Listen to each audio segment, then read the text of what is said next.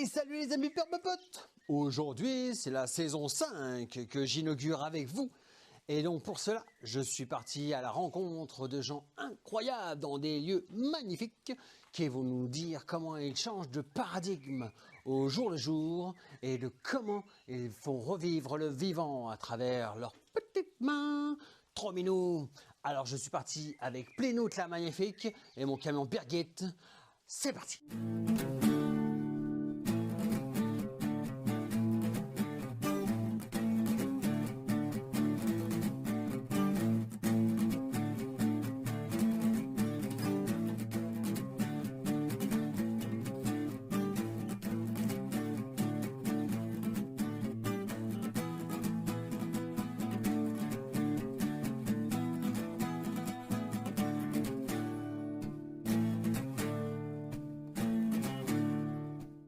Bonjour les amis permapotes.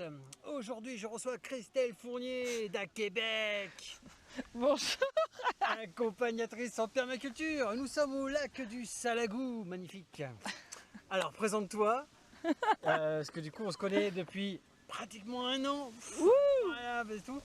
Et vu qu'elle est de passage en France, et bah du coup je pouvais pas, voilà, il fallait que je saute sur l'occasion pour rencontrer et lui donner un petit peu d'audience. Allez, c'est parti, à toi. Bonjour à tous et merci pour l'invitation. Oui, c'est ça, je suis Christelle Fournier, puis j'ai grandi à côté du lac du Salagou, ça fait que c'est cool que tu sois... Mais oui, tu m'as dit, nice. on se voit où? Voilà, je venais là quand j'étais enfant, puis j'aimais pas encore les plantes. Donc c'est ça qui est rigolo, c'est que je m'en foutais, mais je trouvais que c'était rouge et beau. Et oui, le fait est, c'est que, voilà, oui, comme tu dis, je suis franco-québécoise.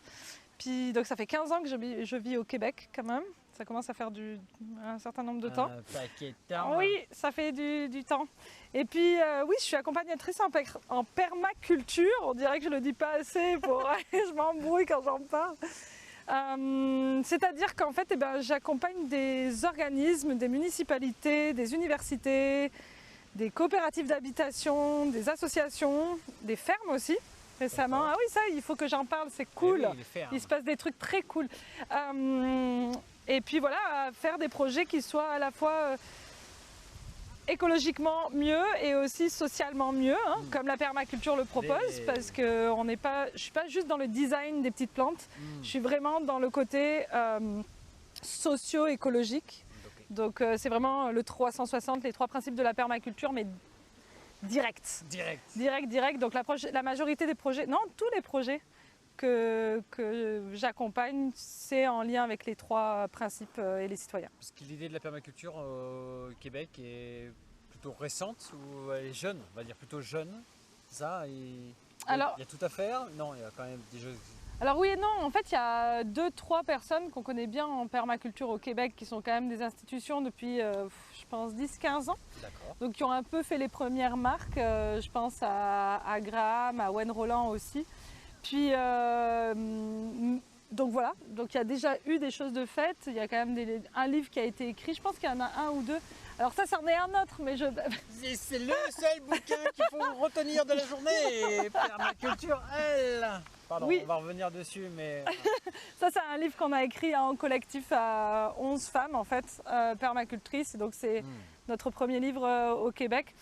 Bref, le fait est, c'est que la permaculture au Québec, oui, c'est pas mal vu comme... en France, je sais jamais trop, parce que quand je parle de ça, j'ai l'impression qu'on imagine toujours qu'il y a des hippies qui sont coincés au fin fond d'un bois, puis qui font rien, puis ils cueillent des trucs, puis ils sont sales. Ils mangent des plantes. Ils mangent les plantes, et je sais pas. Et au Québec, c'est pas vu comme ça, c'est vu comme une philosophie, une autre stratégie qu'on va avoir. Il va y avoir l'agroécologie pour faire de l'agriculture et puis il va y avoir aussi la permaculture. Et voilà, puis donc par exemple la mairesse de Montréal, elle a dans son programme le mot permaculture. Oui. Après, je ne sais pas exactement ce qu'elle en fait, mais ça donne un peu... Ça donne une ligne un peu, j'en parle, donc à partir du moment où tu en parles, du coup c'est acté. Oui, c'est pas mal vu en fait. Tu peux faire de la permaculture sans en avoir honte. Puis ouais, non, c'est pas mal vu. Voilà. Super. Tu voulais parler des fermes? En fait, oui, en fait là c'est très récent. C'est très récent.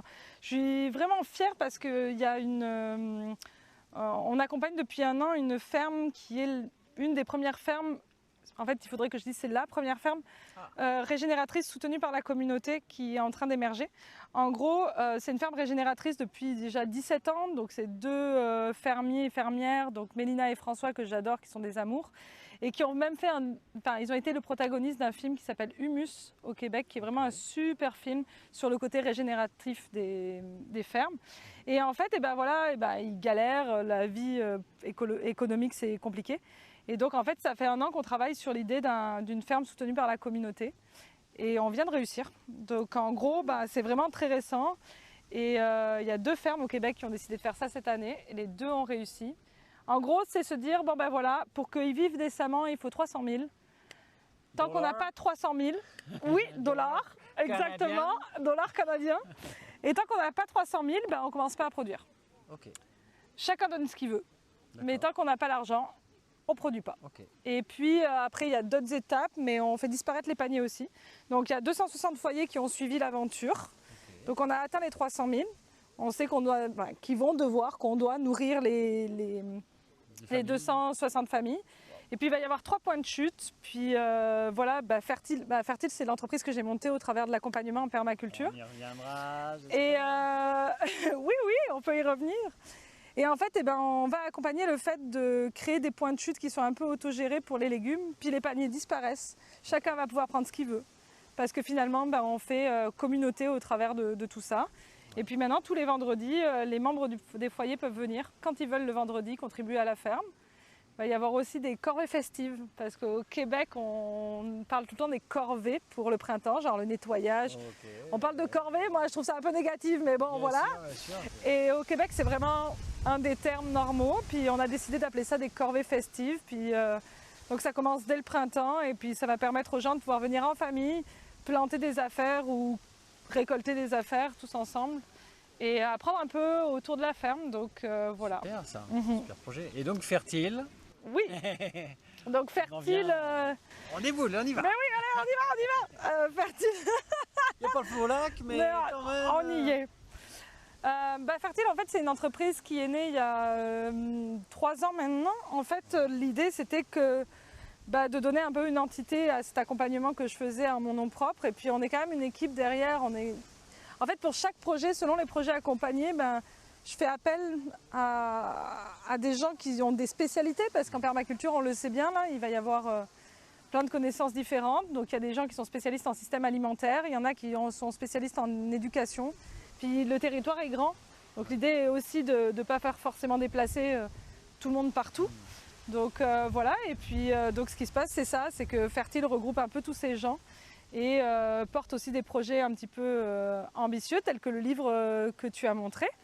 Voilà. Je le remonte, parce que du coup... Et oui, donc en fait ce livre, c'est ça, c'est que ça part du principe qu'il manque de la littérature au Québec en permaculture. Et puis il manque la parole des femmes. Donc Fertile est écoféministe. J'ai décidé ça. Elle porte clairement comme valeur l'écoféminisme. Et ça, je travaille aussi avec des hommes, donc c'est pas... pour moi l'écoféminisme c'est inclusif. Mais il n'y a pas de femmes en fait, on ne sait pas où elles sont. En fait, elles sont sur le terrain, les femmes, mais on ne les voit pas en fait physiquement. Et donc je trouvais ça important de leur donner la parole au travers de ce livre. Donc en fait, ce livre parle beaucoup de ce qu'on va parler de permaculture sociale, de comment on fait un maillage au sein d'une ville de différents projets de transition socio-écologique au travers de tout ce qui est gouvernance partagée, comment on fait pour faire des groupes harmonieux, comment on essaye de discuter ensemble, etc. Puis quand même de corridors écologiques, etc. Parce qu'en ville, il y a quand même de quoi faire. Hein. Oui. Ouais. Et donc en fait, c'est le maillage de projets à travers la ville. Et donc j'ai écrit dedans, mais il y a aussi 10 autres femmes qui ont écrit dedans. C'est illustré par deux artistes différentes. Donc voilà, il y a ce genre d'illustration qui est fait justement par Andrea Williamson, qui a aussi écrit dedans. Et puis il y a aussi Cynthia, non pas ici, qui a fait des illustrations de ce style-là. Donc elles se sont un peu partagées les illustrations. Voilà, je fais comme ça. Voilà, tout simplement. Donc Fertile va faire ce genre de choses. Puis je suis très fière aussi parce que depuis septembre, Il y a Laurie Sainte-Fleur qui travaille pour Fertile et qui en fait est une chercheure en biologie végétale. Et en fait là, elle est en train de travailler sur justement lier la littérature scientifique en biologie végétale et les forêts nourricières. Et notre pratique à nous, comme praticiennes et praticiens de terrain, comment on design une forêt nourricière et est-ce que ce qu'on connaît de la littérature scientifique, ça fait du sens ou pas du tout? Et donc voilà, elle travaille là-dessus. Puis l'idée, c'est de sortir un guide sous peu pour faire de la conception de forêts nourricières, mais en milieu québécois, avec ce climat. Alors, oui, mais en fait, c'est ça, c'est que le mot boréal est mal utilisé, puis j'en suis moi-même coupable parce qu'on est en train de sortir un livre avec un autre collectif de permacultrices sur les forêts nourricières qu'on a appelées forêts nourricières boréales, qui est plutôt sur des réflexions et les particularités du Québec et du territoire québécois. Mais le boréal, c'est pas tout à fait vrai. Et donc on l'explique dans le livre que ça marche pas très bien, parce qu'en réalité, le Québec habité, c'est une zone tempérée, froide, nordique. Le boréal, c'est encore plus froid. Donc parmi le collectif où on a écrit ce livre sur les forêts nourricières boréales, il y en a bien un qui habite dans un contexte boréal. Alors ça passe. Donc voilà, mais c'est plus sexy de dire forêt nourricière boréale, puis on comprend dans l'imaginaire de quoi on parle que si on avait dit forêt nourricière en climat tempéré nordique. En termes d'imaginaire, ça appelle rien. Mais oui, donc en fait le boréal, en réalité, on commence à avoir... Il y a des arbres, mais des arbres fruitiers, il n'y en a plus, il y en a plus beaucoup. Ouais. Oui, tout ça, hein, tout ça. Tu m'as parlé au téléphone que tu voulais parler de la neige. Oui. Et je me suis dit, what pourquoi pas là, on est au Carnival, on est vraiment au bon endroit. Et d'ailleurs, petit cadeau, parce que du coup, moi je suis comme ça, donc... Une tuque. T'es sérieux? C'est génial. Un joli bonnet que j'ai fabriqué. Et je me suis dit, tiens, voilà. Ah, c'est génial! On va repartir au moins avec ça. Mais elle est trop belle ta tuque! Mais complètement! Mais elle est super belle! Cadeau, mais on trop parler merci! de la neige, donc voilà. Oh non, mais c'est trop bien! J'ai droit à une tique! C'est génial! Ah, mais c'est trop bien! Ah, mais je suis trop contente! Je suis trop contente! Et bien, c'était le but recherché. Et ben voilà, elle est trop belle. Toi, tu tricotes des tuques alors? Bah ouais. On appelle ça une tuque au Québec, au cas où vous l'auriez pas compris, ça fait 28 fois que je le dis. Hein, donc, oui, c'est mon activité de l'hiver et là, il m'en restait quelques-uns. C'est vrai qu'en plus, généralement, j'arrive avec des plantes et voilà. Oui, là, ramener dans l'avion, c'est un peu embêtant, j'ai pas le droit en plus. Ouais. Et puis le truc très rigolo, c'est que celui sur les forêts nourricières boréales, je l'ai pas parce qu'il est en cours d'impression en ce moment. Ouais. Mais en fait, ça reprend, c'est la même graphiste qui a fait le livre. Super. Puis ça reprend aussi un dégradé comme ça, mais sauf qu'on est parti dans le violet et le rouge. Et tu nous en as mis ici. Tout à fait. Un petit peu de rose, mais bon. C'est ça, hein, tu verras, quand il sortira, je te l'enverrai, puis tu pourras voir, on est dans les couleurs. La neige, oui. Le Québec, c'est quelque chose les gens qui habitent peut-être en Savoie et dans les Pyrénées vont comprendre mieux de quoi je parle, mais évidemment, c'est un isolant naturel, on le sait tous, donc on fait comme oui, quoi de plus. Sauf que ce qu'il faut comprendre, c'est que les écosystèmes au Québec, ils se sont vraiment adaptés à avoir de la neige et à être couverts de neige. Et donc, ça veut dire que les racines sont isolées. Donc, ça veut dire que globalement, même quand on design, si je reviens sur la forêt nourricière, quand je vais designer une forêt nourricière, je vais réfléchir à ma quantité de neige qui va tomber. Parce que des fois, c'est contre-intuitif, mais des fois, je vais pouvoir mettre des arbres, théoriquement, qui ont besoin de plus de chaleur, plus au nord, parce qu'il va y avoir plus d'isolation et donc ils vont plus résister qu'un arbre qu'on va mettre plus au sud et dont il va y avoir moins de neige et donc moins d'isolation. Okay. Donc des fois c'est contre-intuitif, mais il y a tout ça qui se joue. Et puis on a des enjeux de changement climatique, hein, je pense que j'apprends rien à personne. Et puis chez nous aussi en fait. Et cette année par exemple, il y a tout le sud du Québec qui a eu très peu de neige ou pratiquement pas de neige. Et puis le problème, c'est que quand tu fais la neige, il va y en avoir. Ensuite, il va faire plus de 0 degré, donc ça va fondre. Donc tu ne gardes pas de couche d'isolation. Et en fait, il y a plein d'animaux qui vivent là-dedans. Okay. Donc en fait, ils ne vont pas pouvoir vivre et qui vont avoir... Le système à lui tout seul, hein, c'est sûr. Mais complètement, et en fait c'est une vraie inquiétude. Et puis encore une fois, là il a tellement neigé et déneigé dans le Québec que actuellement les rivières elles ont le niveau de fin août.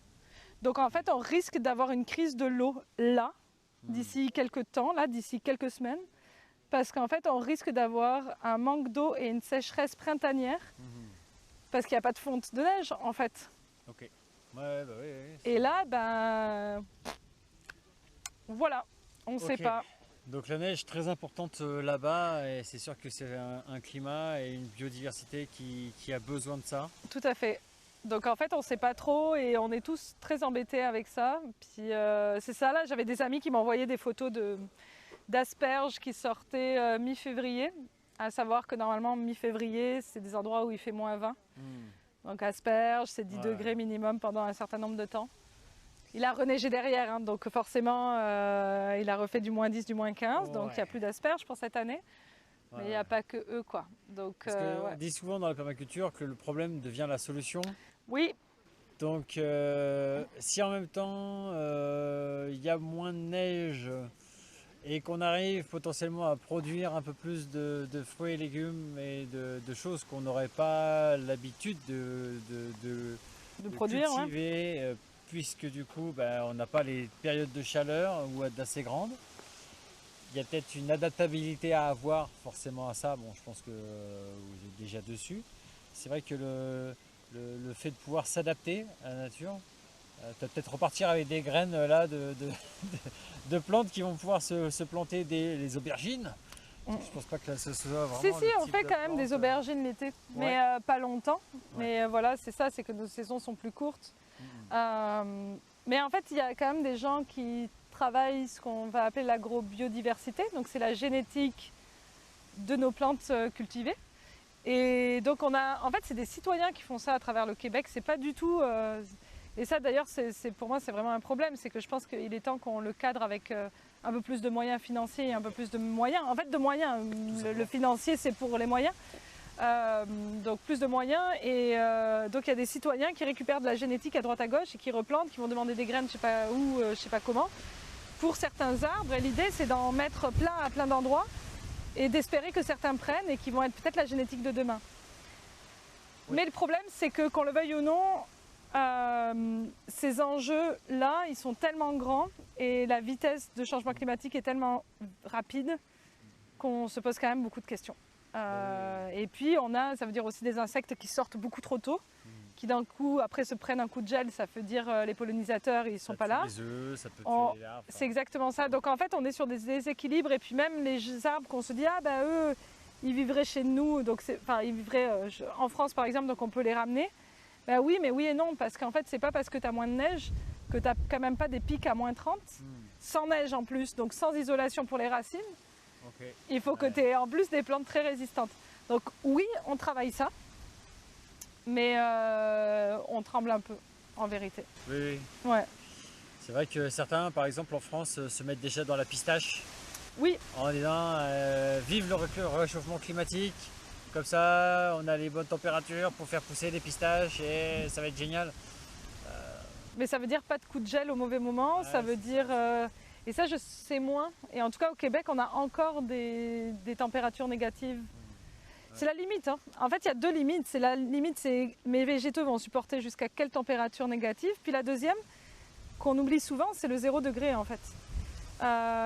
C'est le moment où la sève va monter, redescendre, etc. Le sirop d'érable, c'est ça, en fait. Le sirop d'érable, c'est le fait qu'il y ait des gelées à temps pendant la nuit et que la journée, il fasse temps.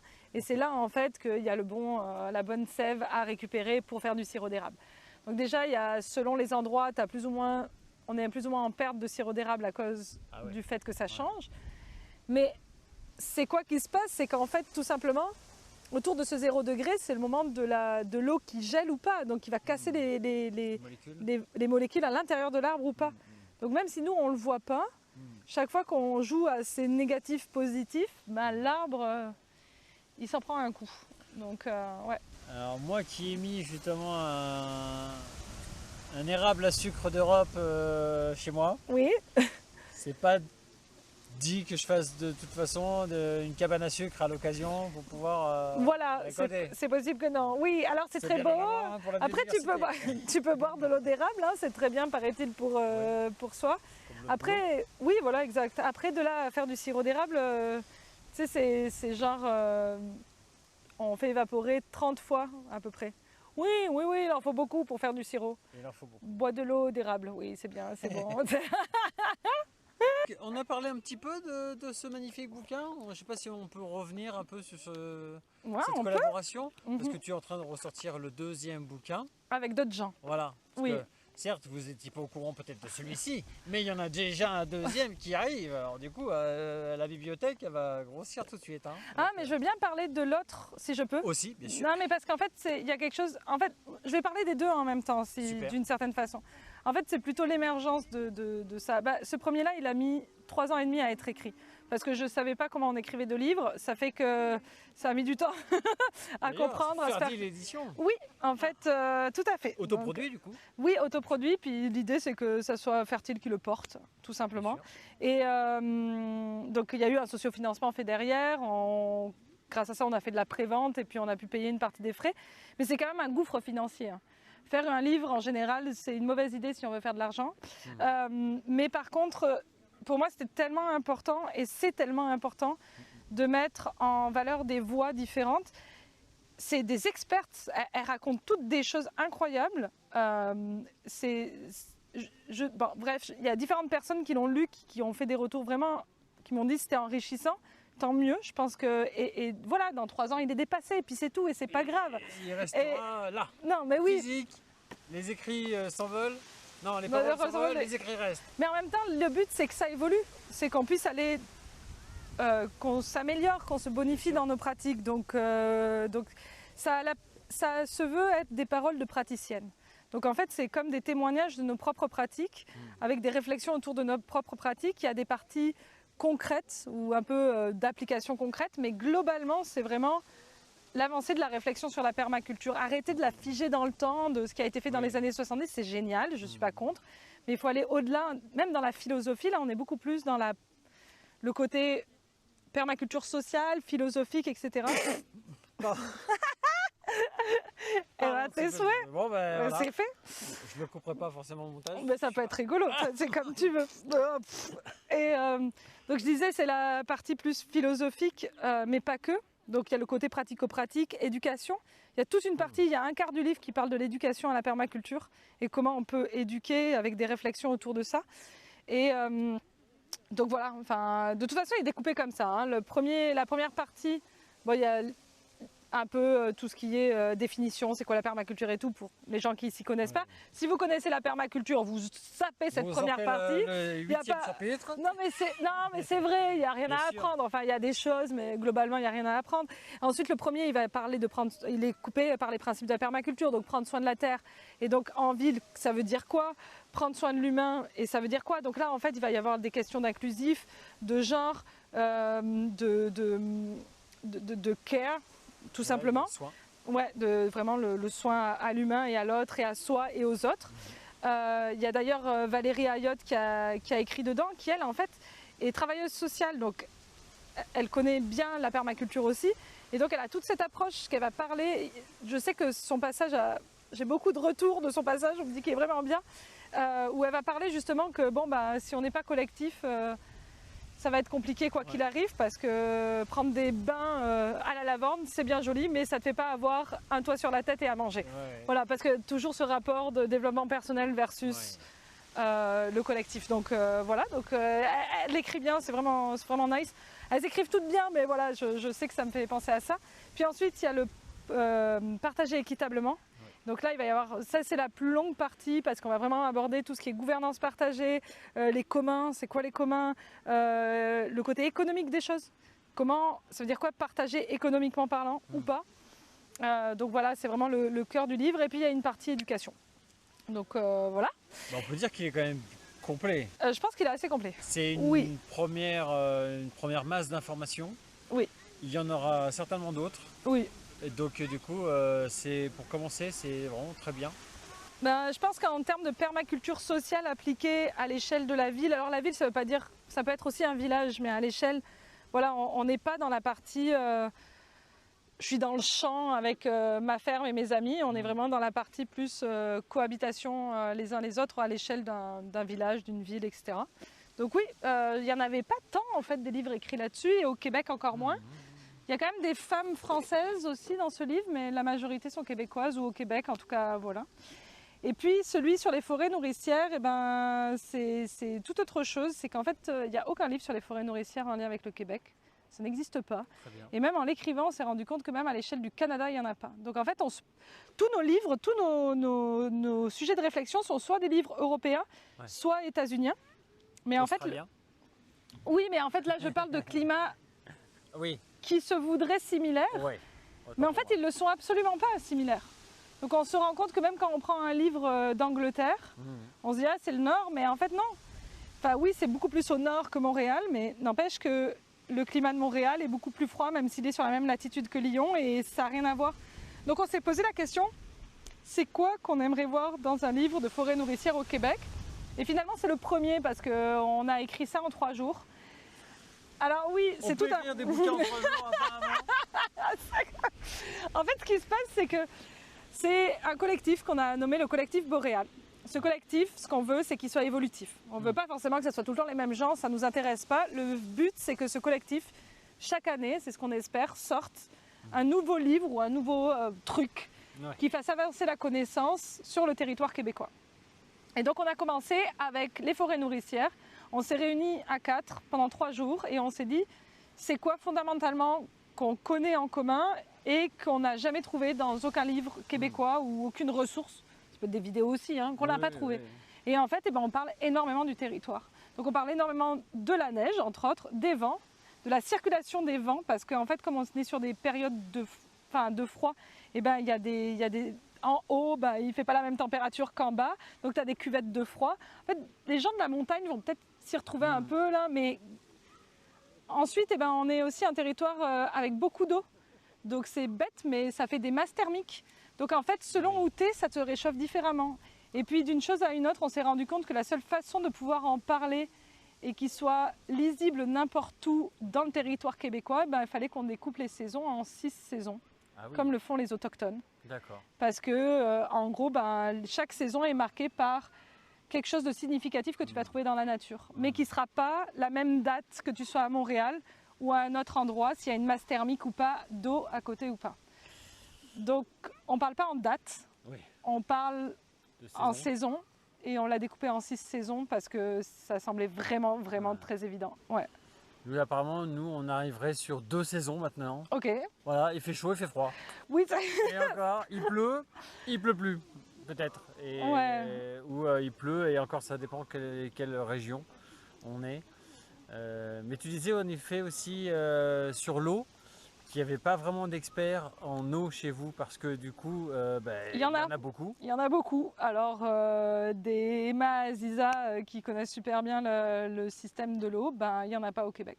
Donc on va avoir des spécialistes, parce qu'il y a quand même beaucoup de barrages hydroélectriques, donc tu as des spécialistes en hydroélectrique, tu as des spécialistes en qualité de l'eau, mais des spécialistes un peu en système de l'eau à l'échelle du Québec, il n'y en a pas. Il n'y en a pas. Donc voilà, donc il y a une association qui s'appelle Au Secours, je suis contente de pouvoir en parler. Au Secours. Oui. Et en fait, c'est triste parce qu'ils sont géniaux, mais ils sont 4 ou 5 à peine, ils n'ont aucun moyen. Et pourtant, c'est encore eux qui sont capables de faire changer des lois actuellement au Québec. Et des fois, les institutions québécoises font appel à eux pour avoir 2-3 conseils. Sauf qu'en fait, ils n'ont pas assez de ressources. Et personne ne s'intéresse vraiment à eux. Donc je pense qu'il serait temps, au lieu de donner à certaines associations pour la biodiversité, il faut le faire aussi, pourquoi pas. Mais Au Secours, il y a un problème. Ils ont certainement un lien, oui, un truc internet. Donc Au Secours, EAU, Secours, voilà. Mais ils ont fait changer des lois par rapport aux mines, parce qu'il y a énormément de mines, d'extraits de... Ah oui, le Canada, on extrait plein de trucs. Au moins, il y a quelque chose qui n'est pas trop hypocrite, c'est qu'on pollue nous-mêmes notre propre surface, hein, parce qu'en Europe, on exploite les autres pour le faire venir. Voilà. Le Canada le fait aussi, mais il s'auto-exploite beaucoup. Sauf que par exemple, il y avait un truc qui vient de changer depuis 1 an ou 2, mais avant, c'était pas regardé.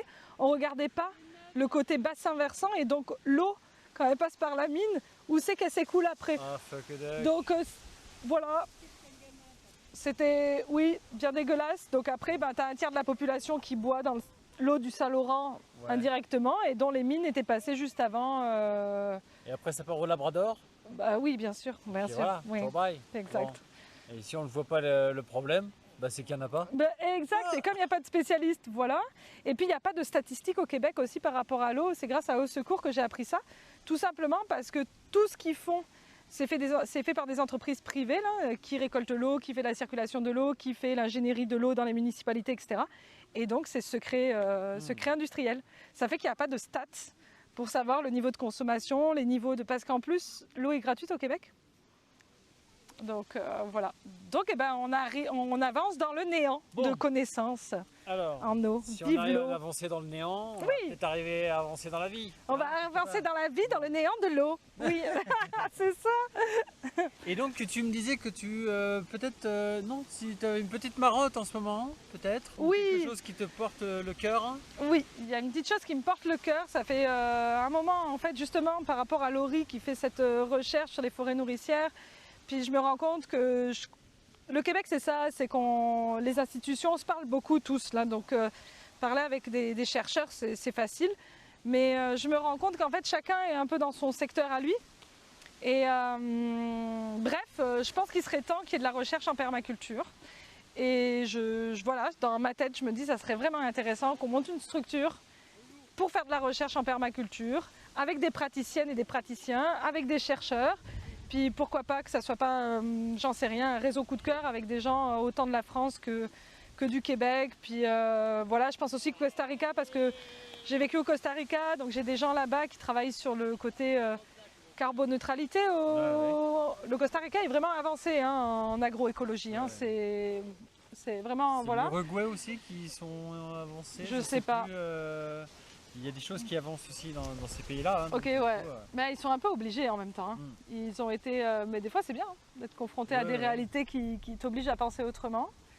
Et donc oui, voilà, c'est ce que je me dis, ça serait bien de pouvoir, voilà, pourquoi pas avoir un laboratoire de recherche en permaculture où finalement toutes les praticiens et praticiennes qui le souhaitent et avec pourquoi pas quelques chercheurs officiels qui ont des angles d'approche qui peuvent venir compléter.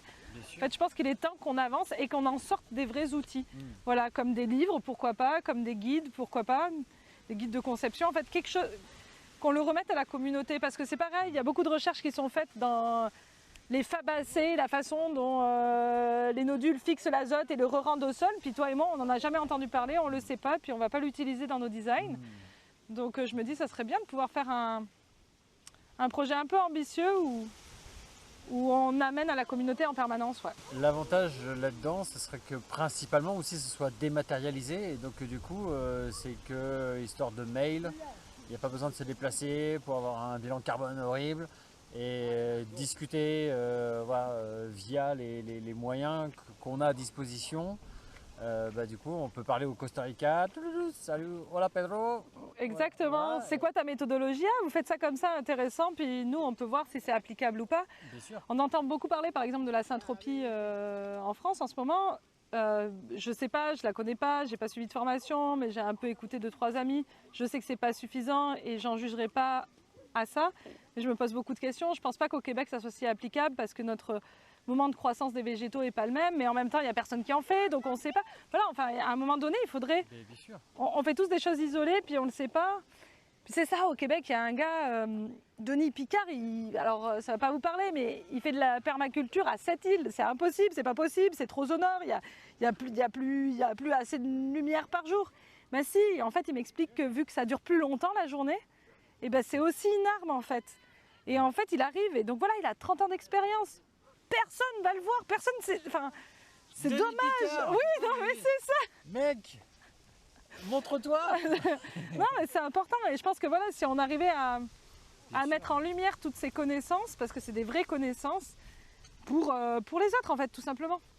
Bon, la prochaine fois que tu vas le voir, Oui. tu prends ta caméra, un C'est petit ça. micro, tu lui fais tiens, pour l'Ours Bleu Production, tonton Pierrick qui voulait une petite information sur ce que tu fais. Et bien sûr qu'il faut mettre à jour en fait ces personnes et les mettre en lumière. Exact. Comme tu fais. essayer. C'est pour le bien commun en fait. Ah, ce n'est clairement. que pour ça dans ma tête. C'est vraiment qu'on puisse le réutiliser. On n'a plus le temps d'attendre, non? Donc moi, j'en ai marre d'attendre des recherches que 10 ans après, on te donne... J'ai plus le temps. Non. Donc, enfin, j'ai plus le temps. Voilà, enfin, en tout cas, c'est ma vision. Donc l'idée, c'est d'amener, et puis comme la permaculture, on le sait, hein, on réobserve, on adapte, et c'est comme un laboratoire permanent. Donc voilà. Donc voilà, il y a cette idée qui émerge de se faire une espèce d'institution de recherche de permaculture.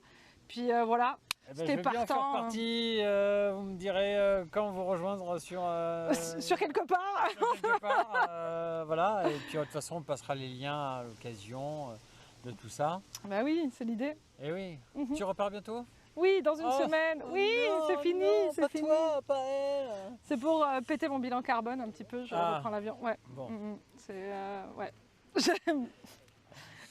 C'est ça exactement. Donc bah voilà. bah oui, Merci c'est- beaucoup. C'est super, merci d'avoir pris le temps avec nous, avec moi, et puis avec le salagou, avec Mais le oui. soleil. J'espère que ça vous a plu, que vous aurez envie de partager cette histoire, et puis peut-être d'aller la rencontrer là-bas. Si vous habitez là-bas, vous n'êtes pas obligé de partir de Carnot ou de Québec. Enfin non, si vous êtes au Québec, allez la voir. Elle est accessible avec Fertile.